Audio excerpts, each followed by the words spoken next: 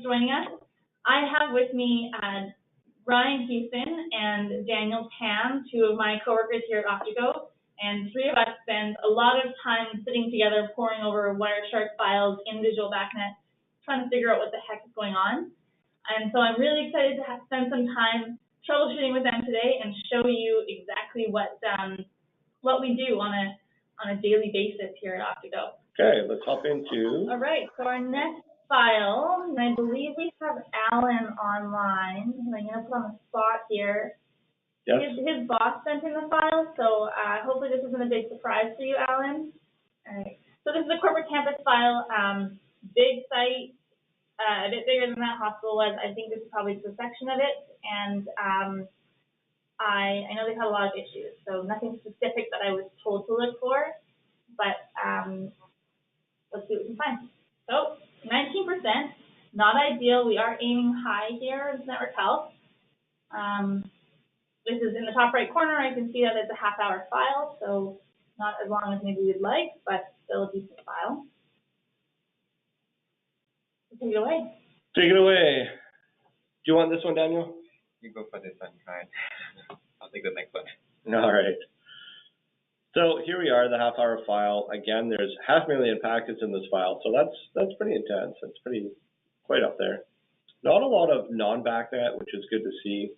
There's 72% almost in BACnet and very little broadcast. So those are all good signs. Not too much broadcast traffic. That's key to a file. Out of the 27 or 30 checks that we have, 27 regular checks, 3 MSTP. Only 6 have failed and 3 in warning. Looking pretty good. There's almost 3,400 devices. That sounds about right. Wow. We don't have audio, so we can't talk to him. I'm going to have a microphone. Yeah. Well, he's called in, but I'll try not to. So here out of the BACnet rate, here's an interesting thing is, on average, we're only running, a couple hundred packets per second, which isn't, it's a little high, but it's not too bad. But there's some massive spikes happening here. It's got a few spikes over 4 kilo packets per second. And that's happening every 10 minutes about. Whoa. Exactly at 10 minutes. So this is something we're definitely going to investigate and see what's happening there, because that's what we like to call a more of a broadcast storm, and see what is going on. So something on a periodic basis is just blasting this network. So that's where this graph really comes into play. So we can go in and figure it out. As we didn't do in the last file, there's a bunch of extra tools here. We don't always need them. We just use them depending on what information we found. Phil's file was fairly simple to go through in the changes. I suspect this one is not going to treat us as nice. But that's okay. That's why we're here. So, awful lot of red in this one, but that's okay. So right at the top, we see our friend duplicate networks popping up. Now, if anyone's seen this from previous webinars, we know that a duplicate network is multiple routers that are claiming route to the same network. So these 3 networks on the left are the ones in question, and they all have multiple routers going to it. And that top one has 3 going to it. Great. So you're not out of luck. It tells you what devices they are, which is these 3. So at least right away. So normally this is a logical problem. Somebody's messed up a network address is what's happened here. Network number. So easy enough.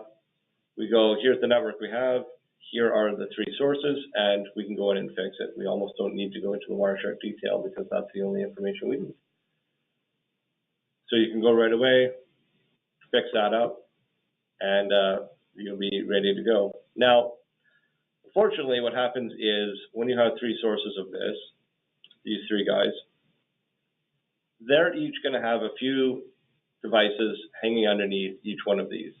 And all of those devices probably won't show up online because he's only going to see a selection of the actual devices from the network that he's on and the network that he's supposed to be on.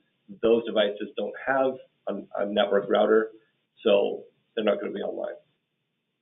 So the cool part is, once you fix these, then this unresponsive devices should come down by a long way, because there's a lot that aren't actually being routed to the network and are out there flailing away.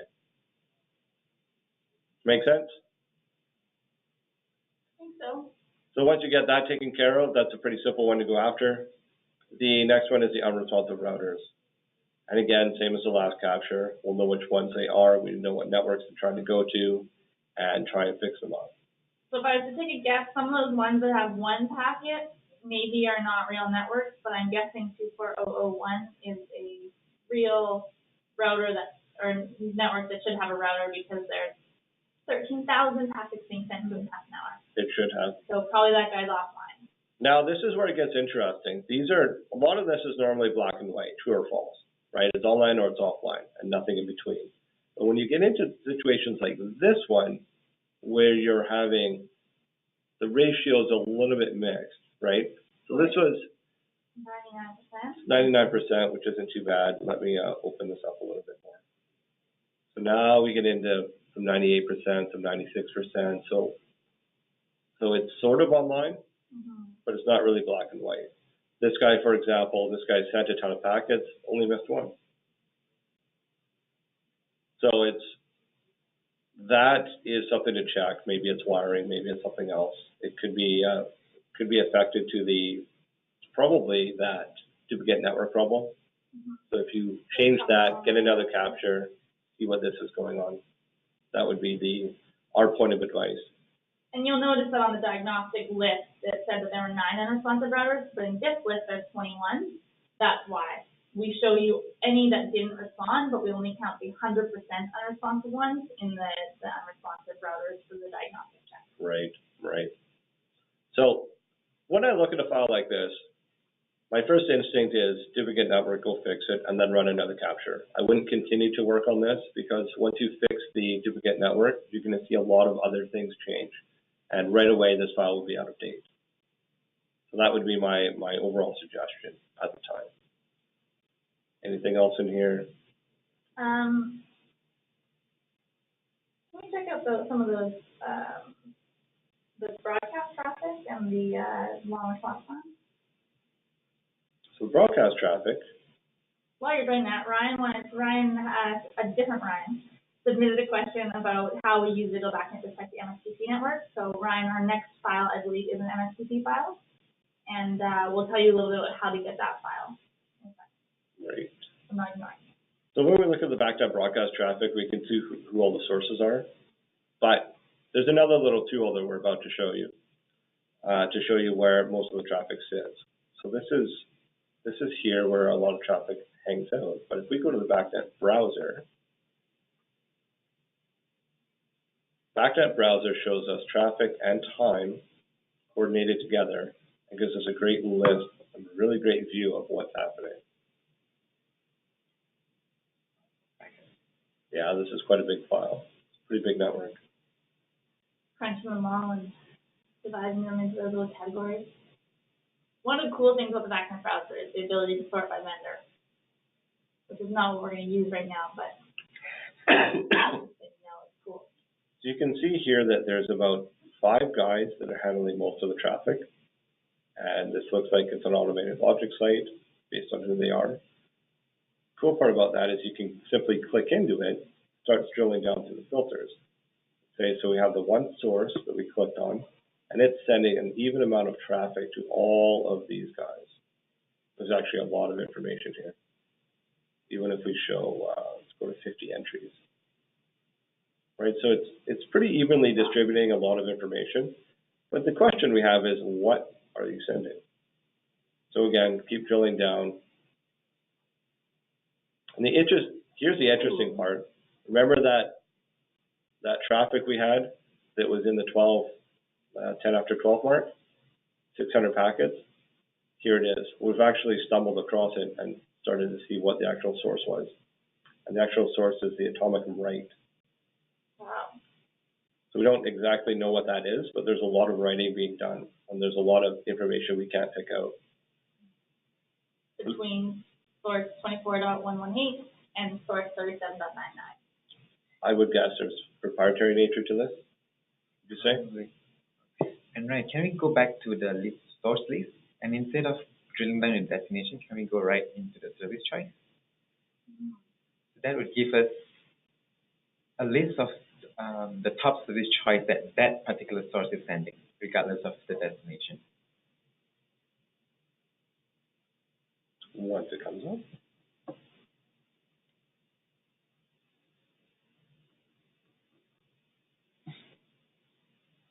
If you guys have any questions as we're working our way through this, please Do you want submit to go to them. this one? Yep, first one, and then this one first. Okay.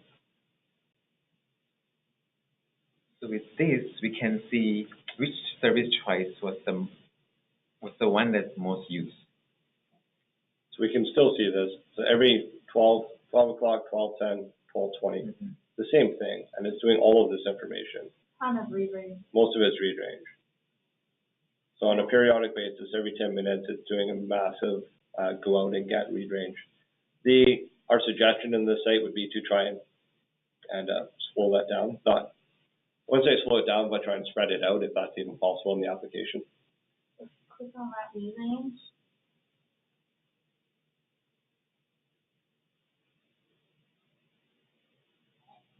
So it's device 249991 that is doing a lot of those read ranges.